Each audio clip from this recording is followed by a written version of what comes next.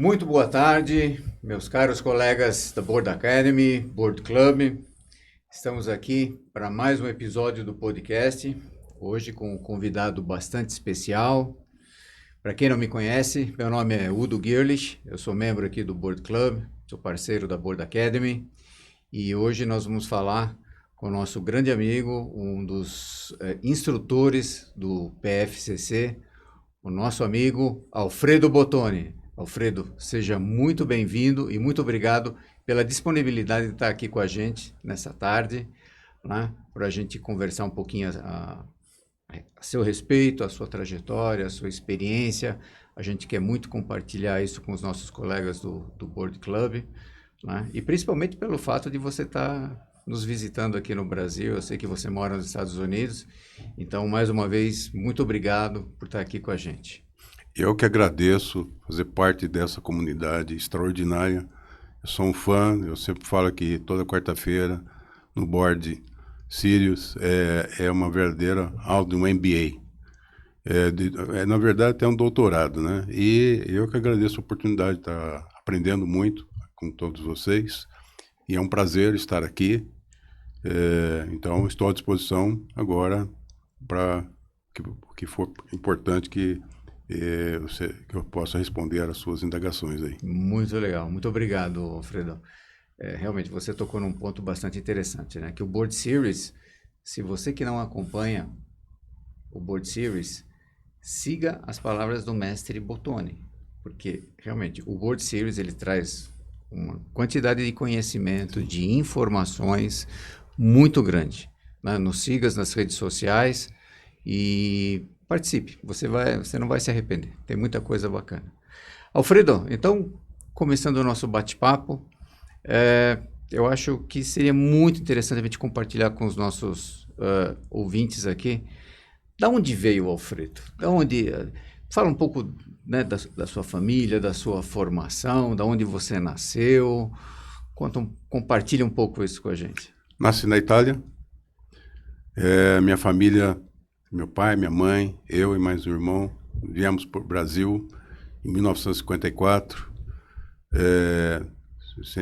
Como se diz na gíria, sem mala e sem cuia, porque nós fomos morar no fundo da casa de um tio, que era irmão da minha mãe. A Itália pós-guerra estava destruída, e foi uma aventura. Nós viemos em navio especial, em terceira classe, porque... o governo brasileiro, que tinha interesse em trazer imigrantes para fortalecer o desenvolvimento, principalmente da agricultura e outras áreas. E nós viemos para o Brasil e depois disso tivemos que nos adaptar à realidade. Na época, meu tio, que foi prisioneiro de guerra no navio, na Segunda Guerra Mundial. Vocês, quando chegaram, vocês vieram para São Paulo, Alfredo? Nós fomos morar em Sertãozinho. Sertãozinho. Sertãozinho. Esse foi um movimento muito grande para o interior do estado de São Paulo, né, para o desenvolvimento da agricultura. Exatamente. Lá, toda a área canavieira, Sertãozinho, chegou a ter 7 usinas de cana de açúcar. E meu pai acabou trabalhando, ele tentou fazer o que ele fazia na Itália, que ele trabalhava em forno de cal. Tentou reproduzir no Brasil, mas as pedras do Brasil não eram apropriadas para isso. Olha só. Acabou trabalhando numa cidade chamada Ribeirão Preto, ali vizinho. Sim. Ia trabalhar de bicicleta todo dia. Enfim, a infância nossa foi realmente um grande desafio. Depois nós fomos morar em Mariporã. Nós moramos numa favela lá por 3, 4 anos. E eu aprendi a falar português quando eu tinha 5 anos de idade, porque em casa só se falava italiano. E... acabei indo para a escola, aquela escola de zona rural, que uma professora dava aula para o primeiro, segundo, terceiro e quarto ano. Então, comecei a aprender as primeiras palavras em português, e aí comecei a ver que tinha que estudar muito.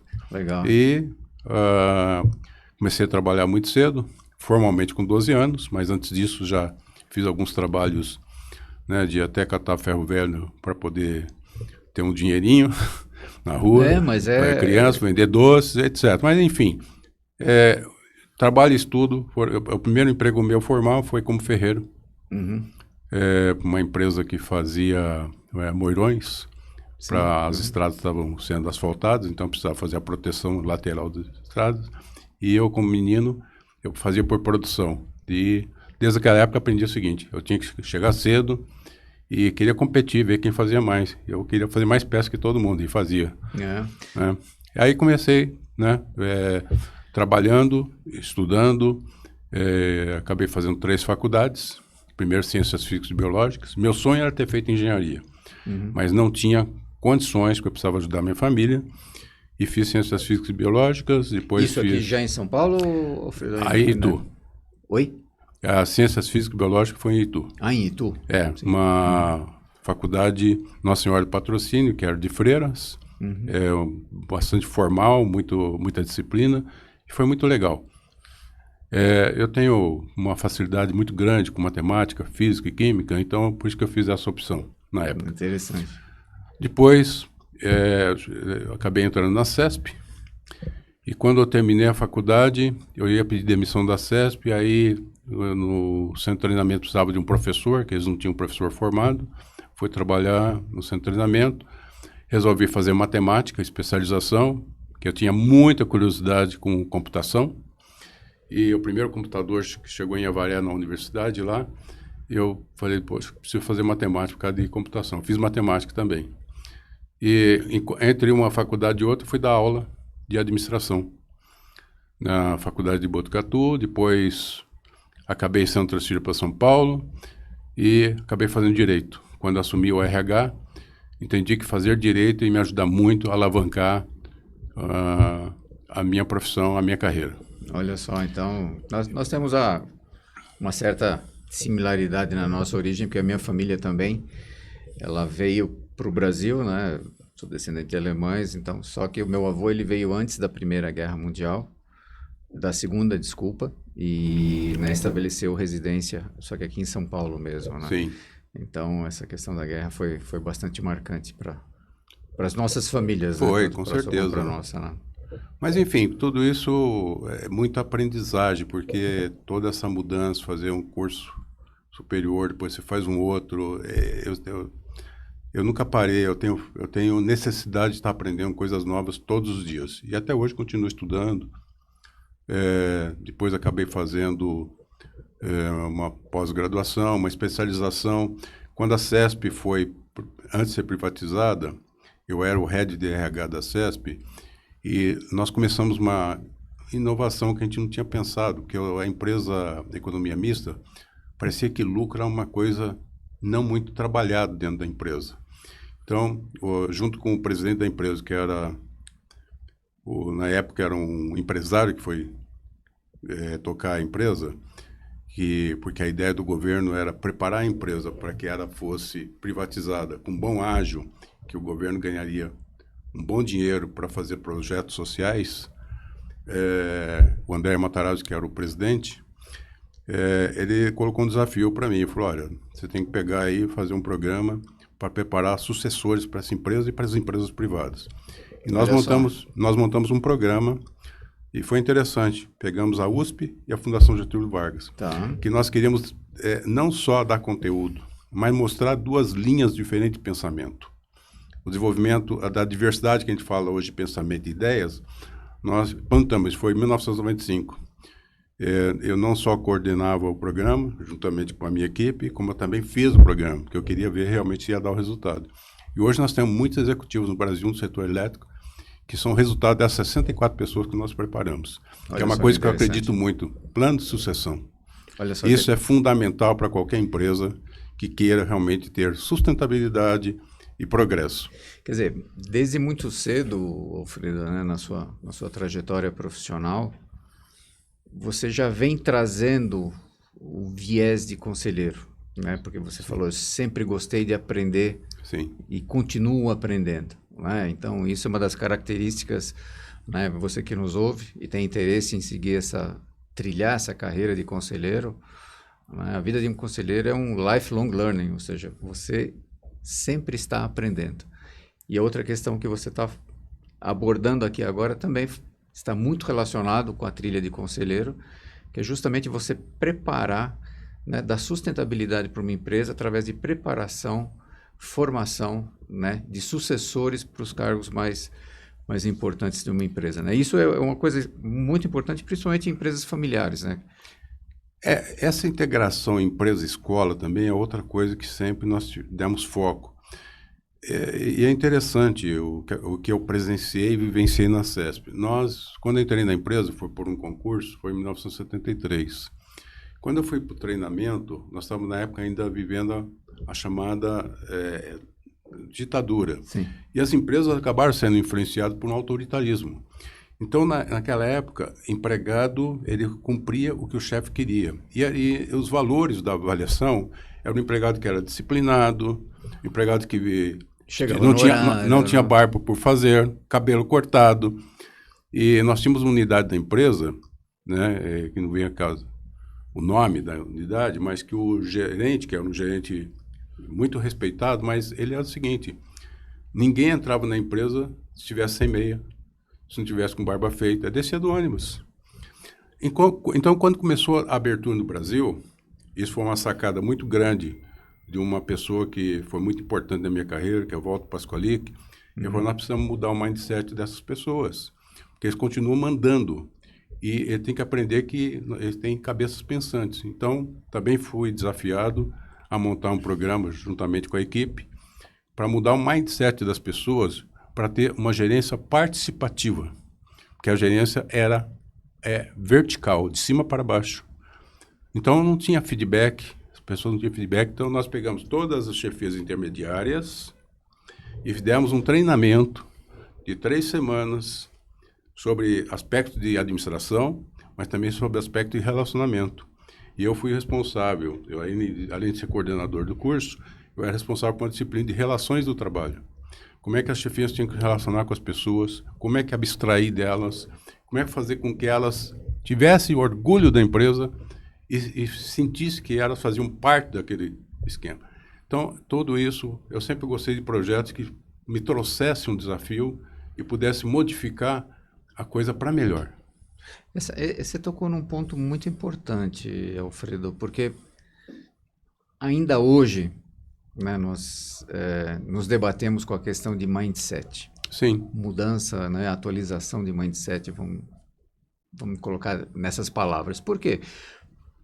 Quando eu atuo muito em empresas familiares e você também tem essa experiência, então o que a gente percebe quando a gente vai tratar de conselho, né, da admissão de um conselheiro, da formação de um conselho, existe uma resistência muito grande por parte, né, principalmente dos proprietários, Sim, dos fundadores, e isso demanda justamente essa questão da mudança do mindset, né? Então, vocês já vêm trabalhando isso já há alguns anos, essa questão também sim, de formar a liderança, né, de fazer abrir os olhos e mostrar que essa mudança de mindset, essa atualização, essa nova realidade é uma necessidade para que se logre sucesso, né? Então, é bastante interessante, quer dizer, já são aí, nesses poucos minutos que nós conversamos aqui, já pegamos três aspectos bastante fundamentais relacionados à carreira de conselheiro.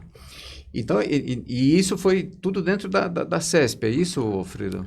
foi na CESP, depois fui trabalhar, o ponto importante na CESP, além desse aspecto, na mudança da característica das chefias, que tinha que mudar um pouco a linha de forma de tratar as pessoas, foi o período pré-privatização, e nós investimos muito na reestruturação da empresa, eliminando 2 níveis hierárquicos. A empresa era muito verticalizada, e também nós mudamos até o layout do escritório, que era o escritório, salas fechadas. Foi criado um escritório de transformação, com a participação da diretoria, dos principais gerentes. Eu fazia parte desse escritório, na parte de RH. Nós tivemos que reduzir muito o quadro pessoal. Nós tínhamos 14.400 pessoas, tivemos que reduzir para 9.000 no prazo de 3 anos. Mas esse também foi outro ponto importante, que aí entrou o meu trabalho pessoal com a minha equipe, que eu tenho uma equipe valorosa.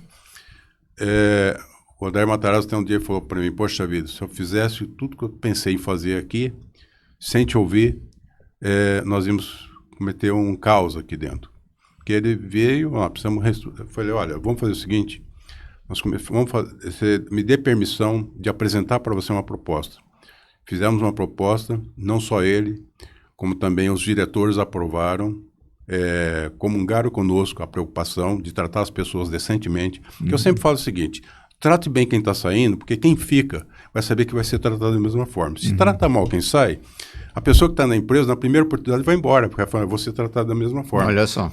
Então, nós contratamos psiquiatra, Paulo Gaudêncio, contratamos o Senai, o Sebrae, contratamos experts em aplicações financeiras, porque nós fizemos um programa de saída incentivada, e não adianta dar muito dinheiro, é preciso orientar como usar aquele dinheiro, como preparar psicologicamente para alguém montar um pequeno negócio. Contratamos o Sebrae, foi um grande parceiro nosso.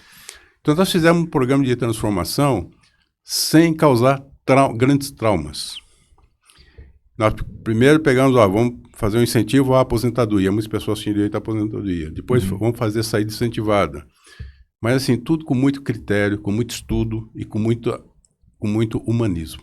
E isso abrangia várias cidades aqui no estado Sim, de São Paulo. mais de quase 250 cidades. Nossa Senhora. E nós, logicamente, mudanças bem radicais em termos de a estrutura, em termos de delegação de autoridade. E nós tínhamos uma diretoria muito... Inclusive, um dos diretores é o atual presidente da Eletrobras, o Wilson Ferreira, que também fazia parte desse time. E outras pessoas, expoentes aí da administração, que realmente nós tínhamos um time muito bom. E a CESP foi o melhor caso de privatização ocorrido no país. Porque quando a Elec foi privatizado com um ágio de 98%. Mas não foi à toa, porque nós fizemos uma preparação. Quer dizer, nós fizemos o dever de casa. Outras empresas que não fizeram o dever de casa, tem empresa que foi privatizada por R$1, porque ninguém queria comprar. Olha só, quer dizer, você... A Electro tinha 5 grandes players querendo comprar. Brasileiro, português, americano, 2 americanos, enfim, um ágio de 98% mostra que a empresa estava muito valorizada. Quer dizer, vocês fizeram todo um processo de preparação para a transição da empresa, né? Era uma empresa de economia mista, né, na época, para depois ser totalmente privatizada. Sim, mas ela foi desmembrada e foi até interessante que a gente esquece que uma empresa boa não é só uma empresa que tem bons ativos, é a empresa que tenha um bom capital humano. Tanto que a empresa que foi segundo colocada, o diretor, quando ele veio, ele quis fazer uma reunião conosco, da diretoria da CESP. E ele falou para mim, por que você compraria essa empresa, Alfredo Bottoni, um diretor da EDP? Por que você compraria essa empresa? Ele queria ouvir minha resposta. Eu comprei essa empresa pela qualidade dessa mão de obra e a ética que existe dentro dessa empresa. Depois que terminou a reunião, ele me chamou do lado, puxa vida, você me deu uma resposta que eu não esperava. E é isso mesmo. Eu falei, não adianta você ter torres bacanas, linhas de transmissão tudo bem, boas instalações, se não tem gente motivada e capacitada para operar essa empresa. Exatamente. Eu falei, o principal ativo que vocês estão comprando é a qualidade da mão de obra. E é o que eu acredito. Em qualquer empresa que eu fui trabalhar, sempre acreditei. A minha crença não mudou. Apenas eu fui me aperfeiçoando, porque fui aprendendo muito ao longo da trajetória. Você vai estudando mais, você vai conversando mais. Uma coisa que nunca perdemos de vista foi o network. Outra coisa que eu aprendi na CESP e levei para todas as outras empresas que eu trabalhei. O RH sempre foi vidraça. Eu queria que fosse vitrine. Então eu criei um comitê estratégico de RH. Porque política de RH não pode ser fechada num gabinete do diretor de RH. Tem que ser compartilhada. Tem que se vivenciar. Sim, então quando eu fazia uma minuta, discutia, vamos arredondar, antes de levar para a diretoria, eu quero algo que seja adaptado. E porque as pessoas têm muito a contribuir. Eu não sou o dono da verdade. Então sempre aprendi a trabalhar em grupo. E é interessante que esse compartilhamento, né? Eu já tive experiências também nesse sentido, Alfredo, é muito interessante. O comprometimento das pessoas com aquilo que está sendo apresentado. Se eles tiverem oportunidade de participar, opinar, contribuir, né? A chance de sucesso na implementação daquele projeto é muito maior. Sim, por exemplo, quando tinha greve, nós pegamos... Essa transição da democracia, da ditadura para a democracia nos fez a rever uma série de conceitos. Quer dizer, essa questão de mandar, na hora que teve a primeira greve pesada na empresa, não adiantava falar que a lei não permitia. A greve foi feita. E você tinha que aprender a dialogar nessa crise. Então, gestão de crise, não adianta falar, olha, na lei não adianta, eles fizeram greve. E aprendi muito com esse processo. Quer dizer, você não pode nunca se recusar ao diálogo. Não, de maneira nenhuma. Com a parte oponente. E porque, na verdade, às vezes a greve não era por causa de 3% a mais ou 3% a menos. É porque as pessoas não se sentiam tratadas com o devido valor que elas queriam ter, que era o reconhecimento. Então, às vezes, a questão era simbólica. Então, por trás da greve, a gente precisa entender o que é que estava. Então, aprendi muito a entender um pouquinho o perfil do sindicalista. Tinha sindicalista da CUT, sindicalista da CGT, e vários. Você tinha que dialogar com todos. Muito interessante. Quer dizer, a sua atuação foi muito forte no desenvolvimento de pessoas e na tratativa das pessoas. E nessas transições que nós tivemos que o país passou e que as empresas tiveram que passar também. Com certeza. Não era só o país. Afinal, a empresa é um agente transformador. Ele é influenciado e influencia a comunidade. A gente sempre fala aqui na Board Academy, né, que no final das contas a gente sempre vai estar falando de pessoas, sim, para pessoas e pelas pessoas. Então, e depois de toda essa experiência na CESP, como que você continua a tua trajetória? A questão,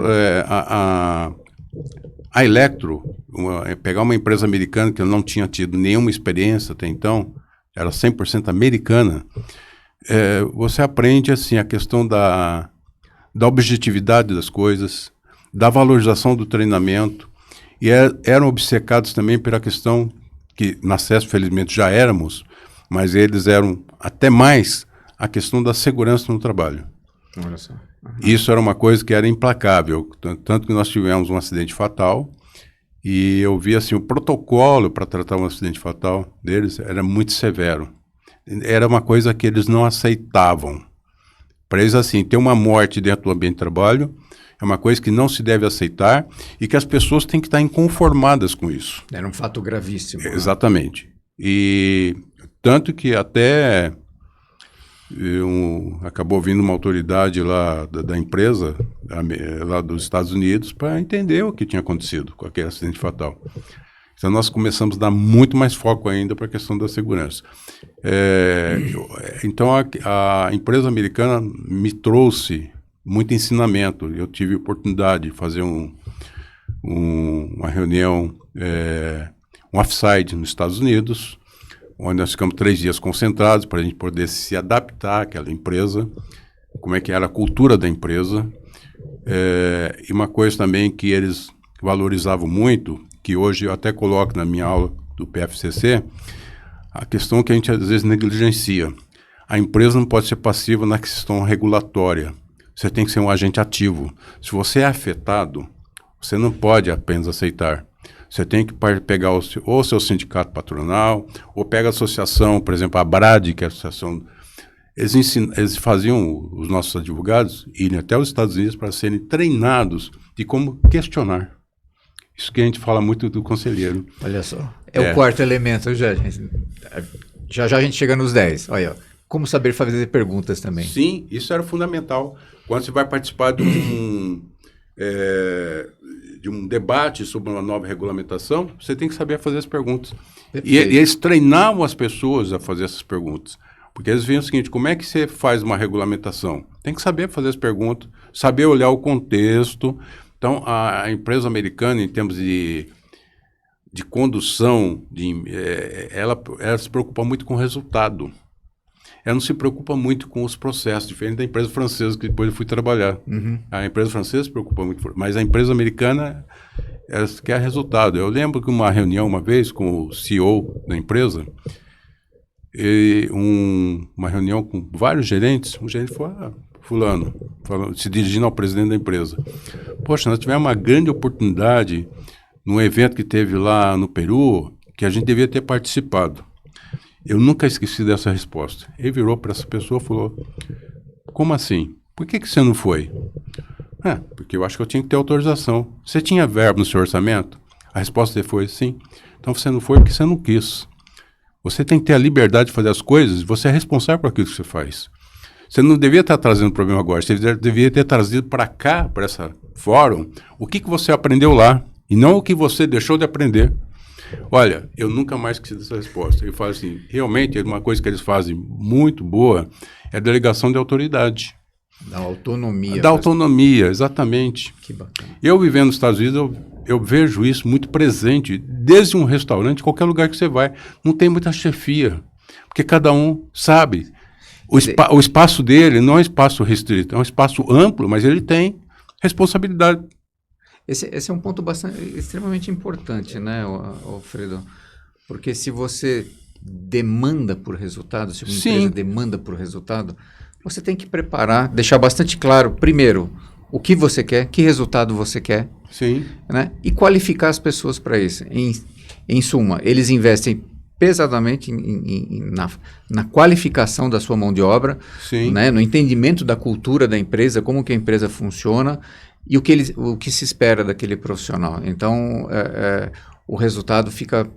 O atingimento do resultado, vamos dizer assim, fica bem mais fácil. Outra coisa que é muito presente, isso é um desafio. Era estressante, mas necessário. Você aprender a fazer as metas em janeiro. Eu estou fazendo um trabalho de coaching com algumas empresas, e é uma coisa assim, que eu vejo que no Brasil falta muito. Disciplina no cronograma de coisas que são relevantes. Por exemplo, perfeito. Na empresa americana, chegou janeiro, as metas têm que estar fixadas. E às vezes eu trabalho com alguma empresa, que chega em junho e não tem ainda as metas do ano. E lá o calendário fiscal é o mesmo Sim, é o mesmo. Para fixação. Porque e tinha bônus, tinha PLR. Quer dizer, eles não economizavam e eram até generosos na bonificação, mas também eram muito implacáveis quando não se atingia metas por falta de desempenho. Era aplicado lá aquele sistema de avaliação de desempenho, 9box. Quer dizer, a pessoa que estava no quadrante 1, quadrante 3, eles tinham uma coisa que era muito severa. As pessoas não ficam na empresa.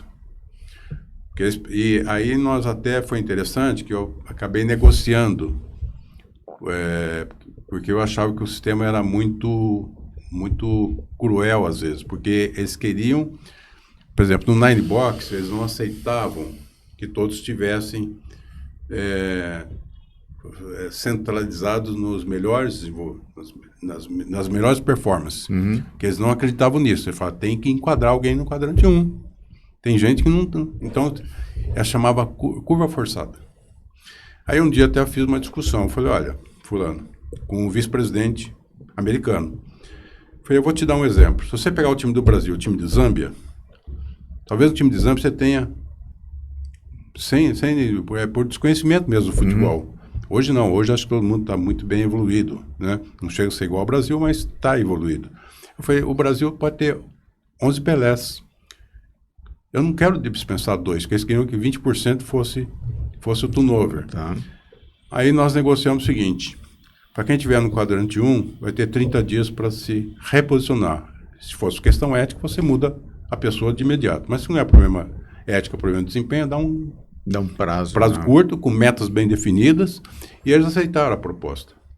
E as pessoas que estivessem lá no quadrante 3, por exemplo, tivessem um prazo de 90 dias. Tá. Para metas bem definidas, e falar, olha, ou você atinge isso, ou então nós não podemos continuar com você na empresa. Então, eles transigiram, felizmente, nesse processo. Mas era uma comunicação muito clara, né? Claro, claríssima, né? Essa objetividade. E, por outro lado, eles também... o reconhecimento deles era muito forte também.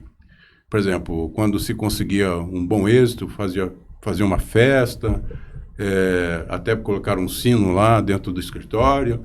Quer dizer, e assim, se preocupava muito com a questão ambiental do próprio escritório. Um escritório que fosse clean, bem arejado, bacana para as pessoas trabalharem, e não aquelas coisas caindo nos pedaços. Não, eles não aceitavam isso.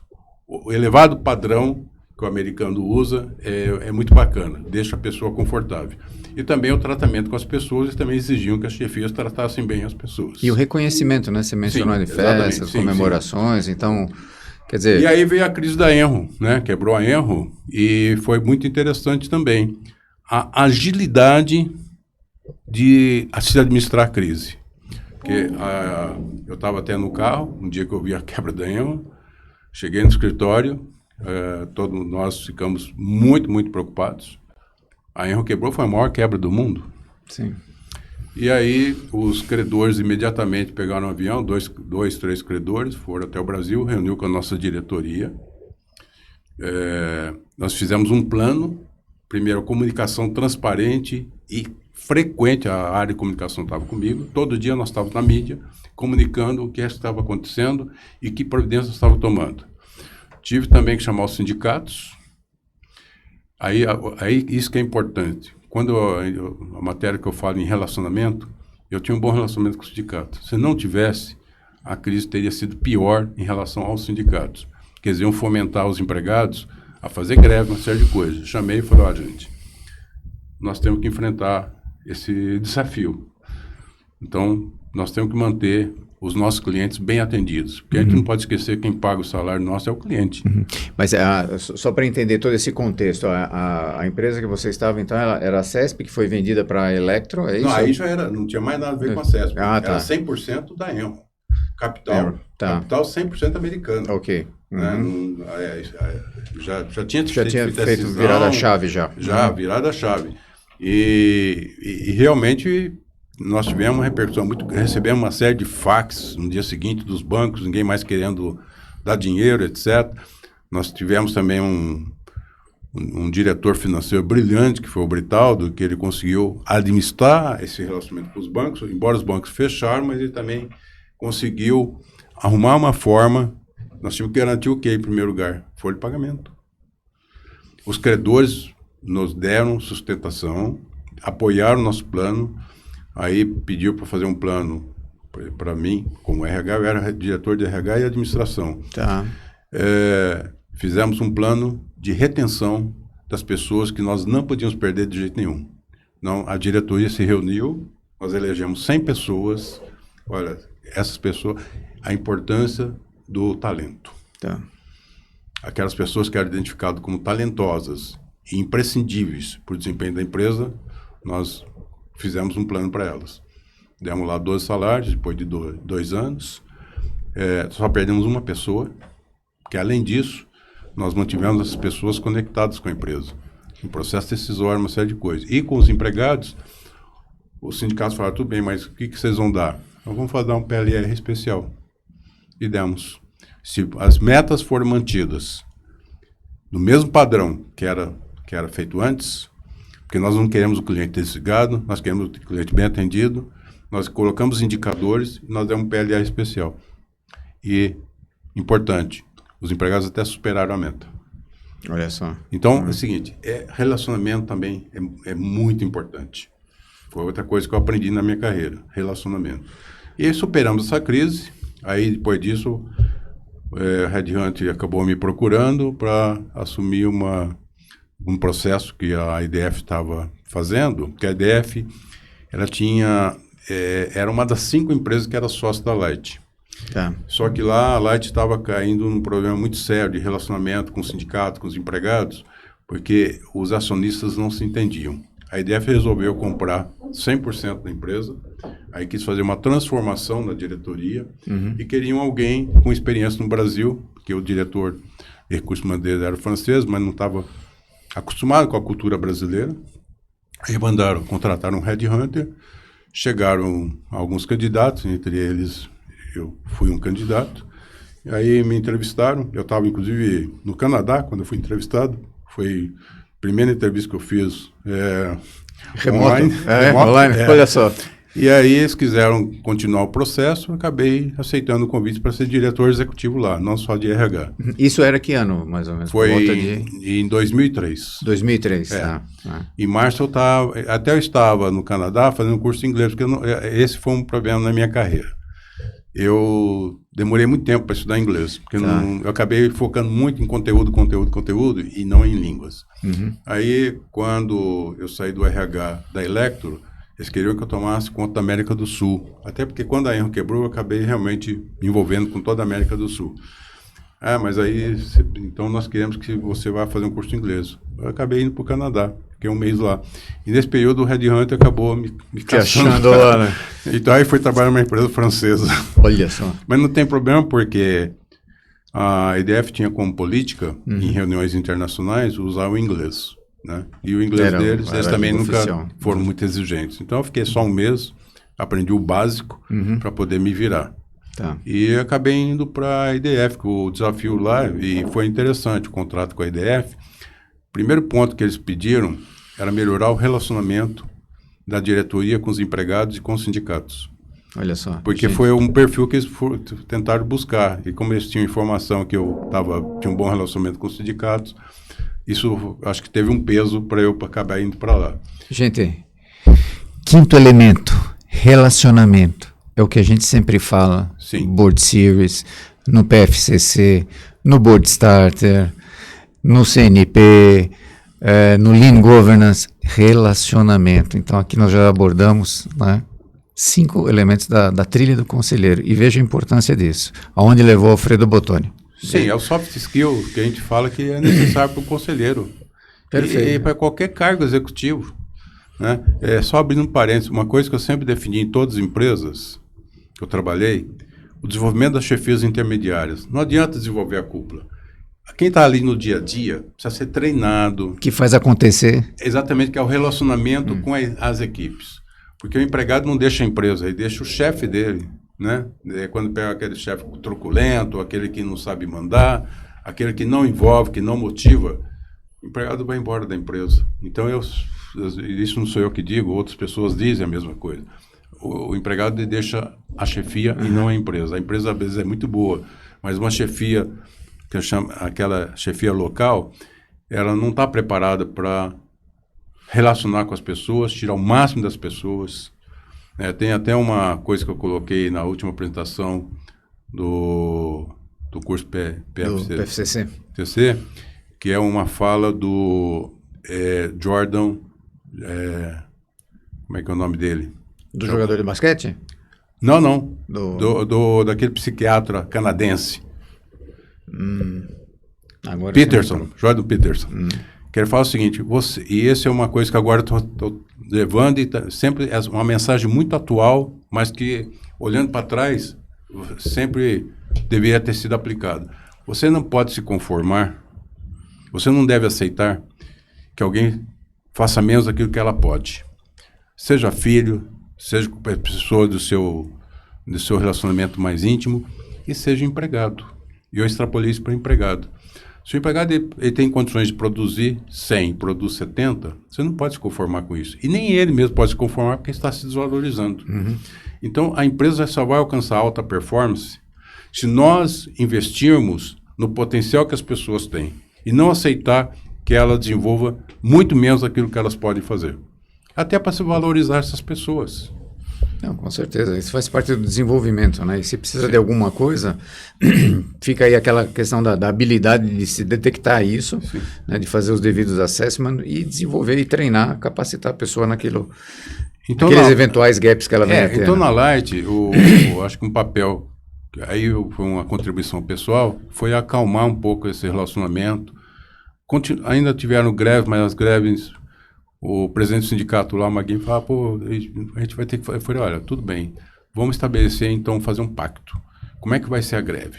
Vocês não vão invadir o estabelecimento, vai ser pacífica, vai ter com duração limitada, então, até negociar, às vezes, porque também não adianta a gente querer impor as coisas. Nós precisamos aprender a transigir. Isso é fundamental. Então, isso foi uma outra coisa que foi importante para mim, na minha carreira, foi participar de um projeto na EDF na França. Eu todo mês ia para a França, uma semana por mês. A EDF fez uma negociação em âmbito mundial sobre responsabilidade social. E eu representava os países das Américas. Isso foi extraordinário. É uma coisa assim que eu Achei fantástico o tipo de organização deles. Eram 8 línguas diferentes, com sindicatos da Polônia, sindicatos da Alemanha, da França, países das Américas. Nós fizemos um acordo mundial com 50% das cláusulas voltadas para o ambiente interno e 50% das cláusulas para o ambiente externo, responsabilidade perante a sociedade. Tanto que depois desse acordo, eu recebi no Brasil sindicalistas da França querendo visitar as favelas, porque nós fazíamos trabalho na favela. Eu mesmo fui dar aula na favela para jovens que nunca tinham tido um emprego e que querem trabalhar numa empresa.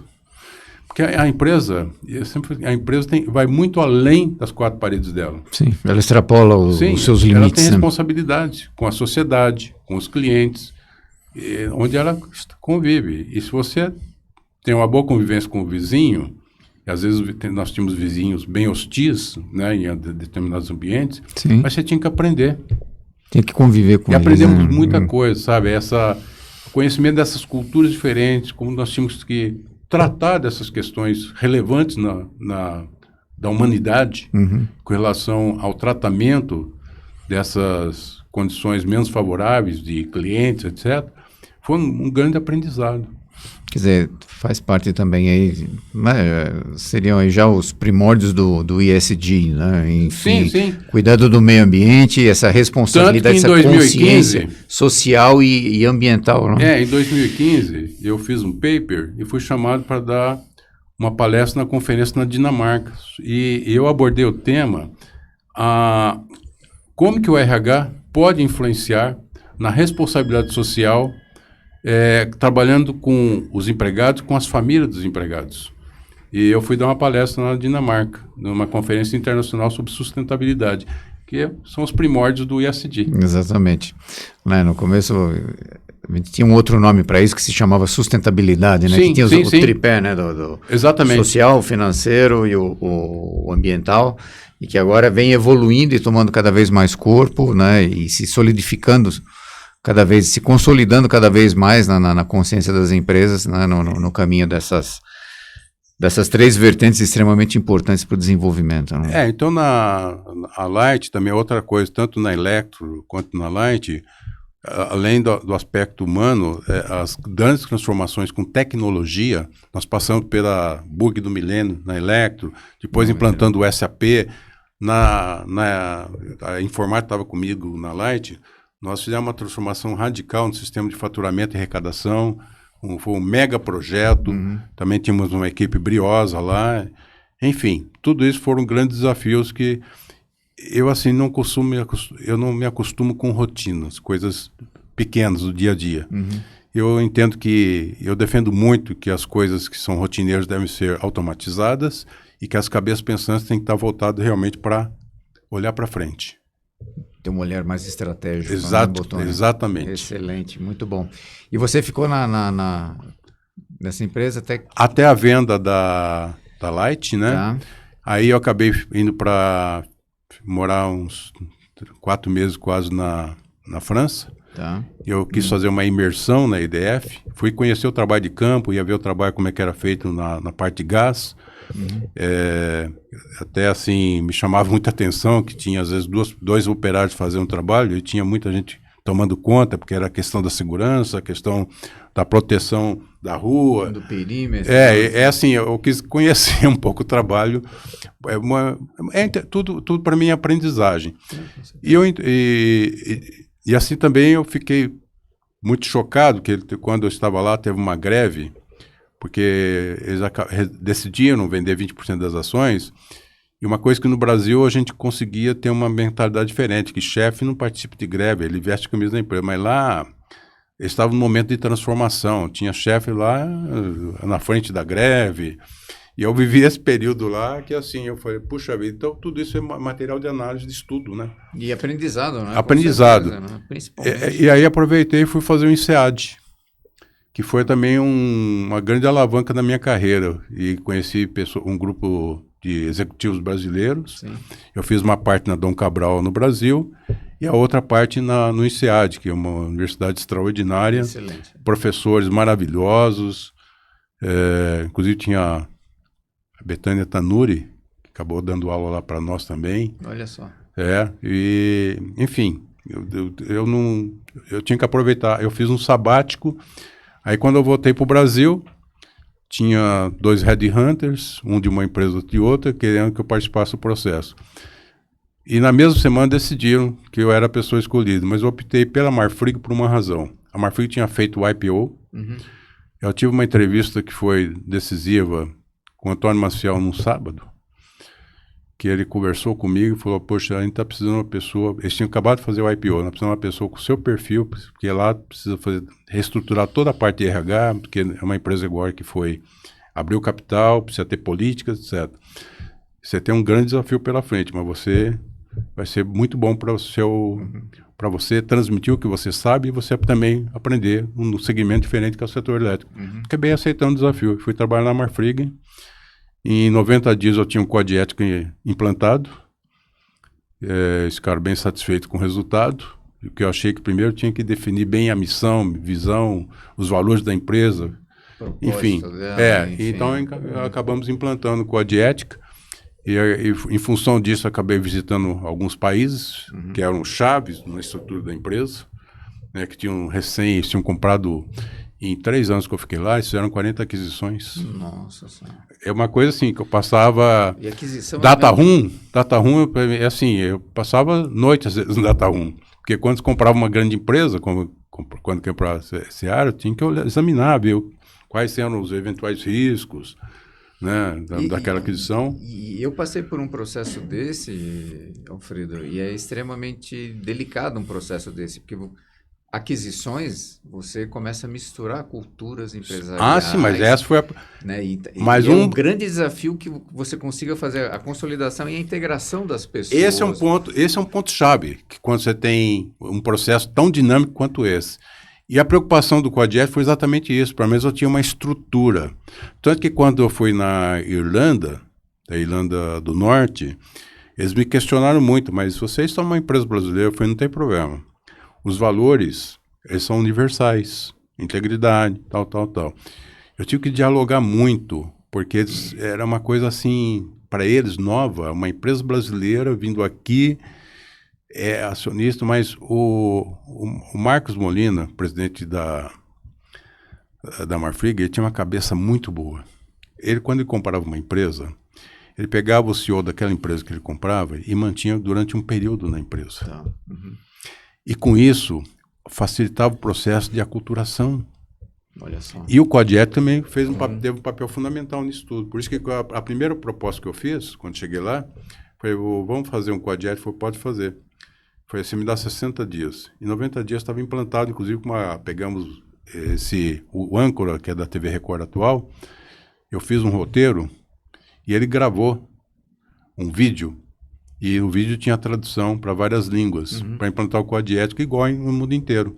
E eu falava, olha, algumas questões nós vamos ter que nos adaptar à cultura de vocês, mas a estrutura base do código é essa. A espinha dorsal é essa. A espinha dorsal é essa, Então eu acabei indo para Inglaterra, fui para Irlanda, França, Uruguai, Argentina, e aí você vai aprendendo muito com a cultura. É interessante, no Uruguai nós quase não tínhamos problema nenhum ético.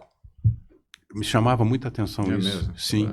Uma disciplina, não tinha turnover alto. Olha, realmente, eu sempre falo que a melhor universidade da vida para mim é trabalhar numa empresa. Não, com certeza. E olha só, você falando isso, para mim, me chama muita atenção, Alfredo, porque, como eu mencionei, eu passei por um processo desse de integração de 2 empresas, mas eram duas multinacionais, mas 2 multinacionais de mesma origem. Sim. Né? Então, em tese, você deveria ter vamos dizer assim, um match maior, vamos dizer assim, né? Uma afinidade maior. Mas não foi bem o que nós encontramos, mas aí, graças a Deus, com a ajuda de profissionais da área, nós conseguimos fazer uma integração onde, né, começou a se dissipar aquilo, não, aquele grupinho é dessa empresa, aquele grupinho é da outra, então, realmente, depois... formamos uma nova identidade, onde todo mundo se identificou com aquela identidade e prosseguimos com aquilo. Né? Isso foi um divisor de águas, porque nós percebemos algumas dificuldades nos primórdios, né? Porque aí juntou escritório, juntou fábrica e tudo. Você percebia uma segregação, né, em alguns setores, assim. Quando são países diferentes, a questão cultural ela é muito acentuada, né? É mais Então, forte nós temos que ter ainda, muito né? cuidado. Então, mais uma vez, volta a questão do relacionamento. E, mais uma vez, em todas as empresas que eu trabalhei, eu senti uma necessidade. Eu sempre trabalhei em empresas que eram muito pulverizadas. Eu falei, como é que eu faço para me comunicar? Uhum. Eu sempre adotei a tese do RH tem que ser itinerante, mesmo que virtualmente. Então, desde desde a Light, eu fiz um jornalzinho semanal. Domingo, eu passava o dia escrevendo um jornalzinho para todas as chefias. Que eu queria me comunicar com elas. Eu tinha um processo educativo também. Tá. E muitas vezes, eu cheguei, e na Marfrig foi interessante. Às vezes eu recebia matéria, que algum gestor falou, você não pode publicar essa matéria, que era relacionada à administração. Vamos lá, né? O jornalzinho, ele tinha 4 partes sempre. Uma parte que era uma parte final que eu fazia perguntas numa semana, e na semana seguinte eu respondia. Então eu provocava as pessoas. Porque uma coisa que eu sempre aprendi, perguntas é a melhor forma que você tem de fazer as pessoas refletirem. A gente não deve dar uma confirmação, fazer uma assertiva. Eu prefiro fazer uma pergunta. Se acontecer tal coisa, como é que você reagiria? Aí na semana seguinte eu dava a resposta. Eu apresentei isso da Marfrig para frente, eu acabei fazendo, na Marfrig não, da Light para frente, eu acabei fazendo esse jornalzinho semanal. E como forma de estar comunicando, porque eu tinha pessoas em outros países, pessoas, por exemplo, na Light, eu tinha pessoas esparramadas pelo todo o estado do Rio de Janeiro. Uhum. Então, eu tinha que me comunicar.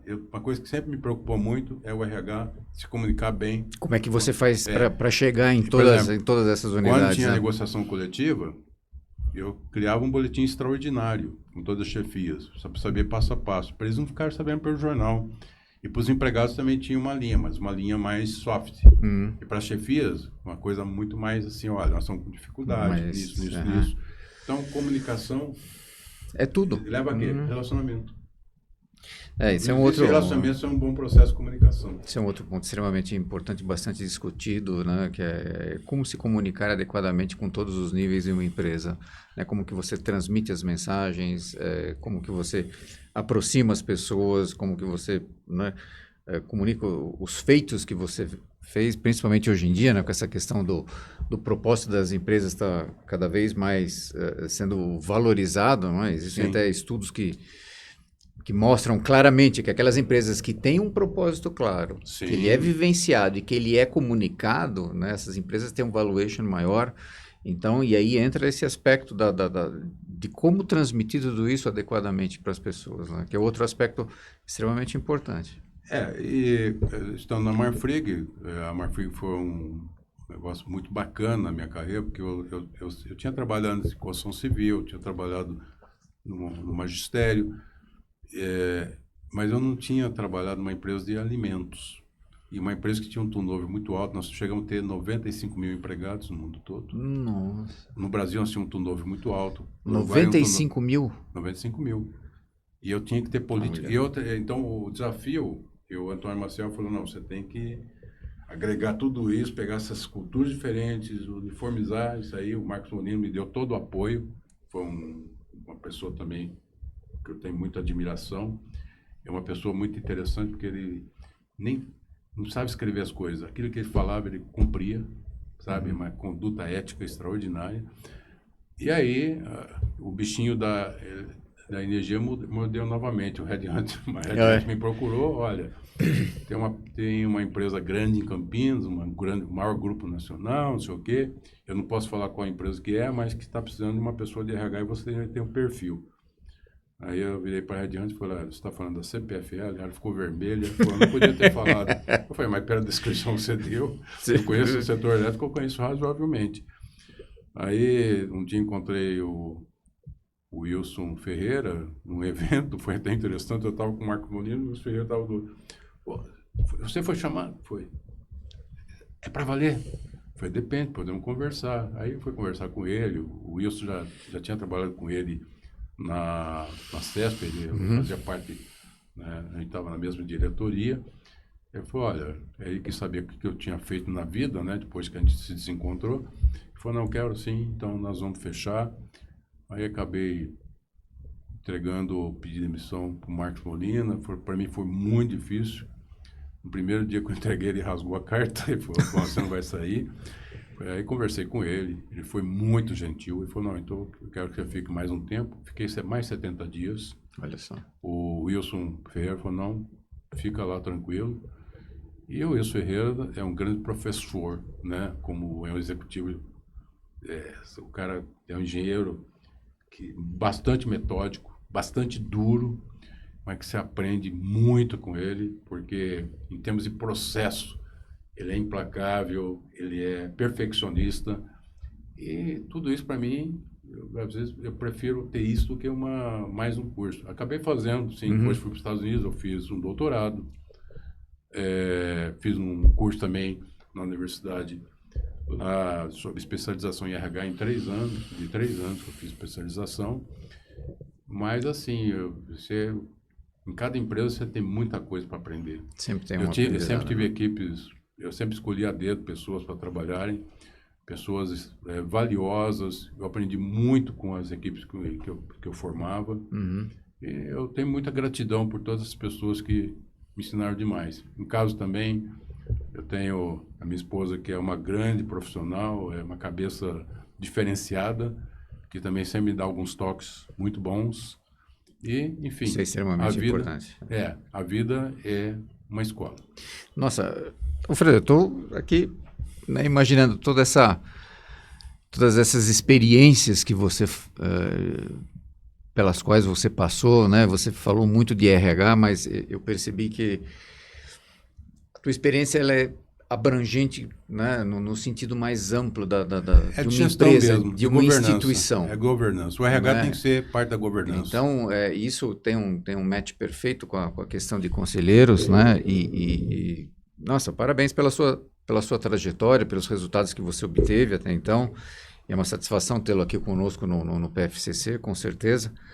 Né? É pena que a gente já está caminhando para o finalzinho da nossa entrevista, mas mais 2 coisas que eu gostaria de perguntar para você é o seguinte: depois de ter vivenciado tudo isso, Alfredo, né? Toda essa bagagem de vida que você trouxe, o que o Alfredo de hoje falaria para o Alfredo recém-formado, vamos dizer assim, quando estava entrando na CESP, né, começando a sua trajetória profissional?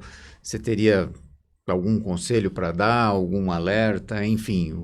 Que mensagem você... 2 pontos. Primeiro, que eu deveria ter investido numa língua, no inglês principalmente, muito antes do que eu investi. Tá? Isso para mim, porque eu teria feito uma carreira internacional mais rapidamente e aprendido mais. Foi mais tarde, mas como não posso voltar no tempo, então eu faria isso. E a segunda coisa, que eu acabei não equilibrando muito a minha vida pessoal com a vida profissional, porque a minha vida profissional, talvez pela minha infância, pela situação que eu vivi de pobreza extrema, eu acabei sempre ficando com medo de que eu pudesse voltar àquele estágio. Então eu acabei me empenhando sobremaneira. O que eu investi nas empresas, as empresas investiram muito em mim, mas eu investi nas empresas, eu me entreguei de corpo e alma. Então, às vezes até em detrimento eu podia ter dosado um pouco mais a minha vida pessoal com a minha vida profissional. Eu diria assim, que eu talvez tenha usado 90% da vida profissional. Eu acho que é importante também esse equilíbrio. Eu tenho que reconhecer. Perfeito, perfeito. Eu costumo dizer, Alfredo, né, o mundo corporativo é extremamente exigente. Né, demanda muito dos profissionais, né?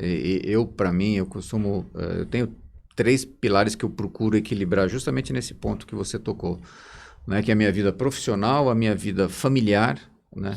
E a minha vida pessoal, o que o Udo gosta de fazer, né? Obviamente que dependendo da época você prioriza um ou outro, né? E é até admissível, você tem que ter essa flexibilidade, né? De priorizar às vezes um em detrimento do outro, mas isso por um determinado período de tempo, para depois você retomar esse equilíbrio. Então, conselheiros, mais uma dica importante, né, do professor Alfredo Bottoni: equilibre a sua vida, faça um assessment, avalie, vê se tem alguma coisa faltando, né? Então, procure esse equilíbrio, que é extremamente importante. né? Então, olha que dica valiosa para a gente levar, né? Para a gente aprender. E uma última coisa, Alfredo, né? Depois de tanto aprendizado, e você também divide a sua vida entre Brasil e Estados Unidos, é isso, né? Você reside em Portugal também. Então, sim, olha só a questão cultural aqui, né? Qual a leitura que você está tendo? Você está vendo uma série, lendo um livro? O que você recomenda agora para esse momento? Eu gosto muito de assistir documentários, né? Tanto é que quando eu dou essas aulas, me chama a atenção determinadas questões que acontecem na vida das empresas. O próprio fato da Enron ter quebrado. Depois você pega o caso da Boeing, que 2 aviões caíram. Você pega o caso do Ike Batista. Toda essa série eu assisto todas. Okay. Porque além de ser, para mim, um entretenimento, mas também é uma aprendizagem. Documentários muito bem feitos, que mostram o seguinte: o que é que eu não deveria incorrer, não posso ter essa tentação. Entendi. O caso da Boeing é muito, muito emblemático, né? Quer dizer, por uma economia em treinamento, que era um treinamento caro, acabaram permitindo que ocorresse 2 acidentes fatais, né? 2 aviões caindo. Essas coisas, assim, eu falo, eu numa posição de conselheiro, eu não posso deixar que isso aconteça. Eu tenho que ter personalidade, autoridade e não admitir. Perfeito. Sabe? Então, isso... Ter a postura, né? Como a gente sempre fala, conselheiro nem sempre traz boas notícias, né? Mas também... Em livros eu gosto de ler, mas eu gosto muito de escrever, né? Escrevi o 5º, agora o ano passado, e já estou pensando no 6º livro. Que bacana. Eu gosto de escrever muito. E eu sempre escrevi livros voltados. Quando eu saí da vida corporativa, eu fiz o primeiro livro, que é o Insights no RH Estratégico. O último livro que eu escrevi, Os Desafios Legais. Aproveitei a pandemia. Os desafios legais e de gestão do teletrabalho, do home office e do regime híbrido. Fiz muita pesquisa, estou com muito material ainda. Até pensei em fazer uma reedição do livro, mas eu penso também em escrever um livro fora do contexto corporativo. Mas esse contexto é extremamente atual, né? Extremamente, né? E ainda está muito... Acabei dando algumas palestras para algumas grandes organizações. Que bacana. E tenho feito um trabalho aí, ajudando algumas empresas com a experiência, mas também sempre a gente está aprendendo. Na verdade, você nunca, em nenhum momento você só ensina. O professor, ele aprende muito. Com certeza, né? Nós aprendemos, né? Isso a gente sempre fala no PFCC, né, Alfredo? Nós aprendemos muito com os alunos que participam de qualquer uma das formações da Board Academy, então sempre é uma gratidão. Pelo menos para mim é uma satisfação muito grande estar na presença e você vê a qualidade dos alunos que nós temos também é extremamente elevada. Na verdade, então, intercâmbio. Exatamente. Não é uma aula, é um intercâmbio que você está tendo a oportunidade de fazer. E para não perder a oportunidade também, um ótimo livro para vocês lerem é esse daqui, ó. Sim. O professor Bottoni está aqui, ó. Recomendamos. Vamos lá, recomendo. Alfredo, nossa, eu gostaria muito de poder ficar mais não sei quantas horas aqui conversando com você, porque realmente obrigado por compartilhar todo esse aprendizado. Novamente, parabenizo você pela trajetória profissional, né, pela experiência que você adquiriu e também ter essa generosidade de compartilhar tudo isso com a gente.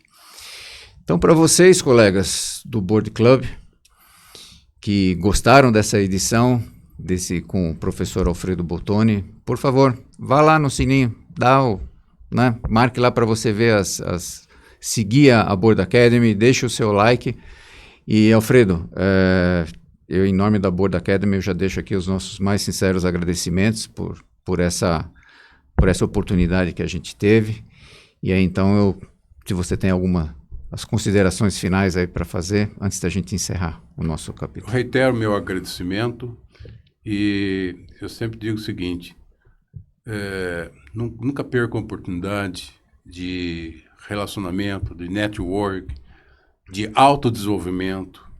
Tudo isso é uma valorização que nós damos a nós, que temos o privilégio de ter a dádiva maior que é a vida. A vida só tem valor se a gente tiver constantemente aprendendo. Olha Eu só. sempre falo o seguinte, no final do meu capítulo eu falo, eu não quero morrer aos 90, ter morrido aos 60 e ser enterrado aos 90. Porque enquanto estiver vivo, a gente sempre tem a oportunidade de estar aprendendo. Todo dia a gente pode aprender, não só dentro da empresa, como também com o nosso convívio, com o nosso relacionamento. Relacionamento sempre é muito útil para a aprendizagem. Não perca oportunidade nenhuma. Excelente reflexão. Muito obrigado, Alfredo. Gente, então, muito obrigado pela audiência. Ficamos por aqui e aguardamos vocês na próxima edição do podcast, ok? Tchau, tchau para vocês. Muito obrigado.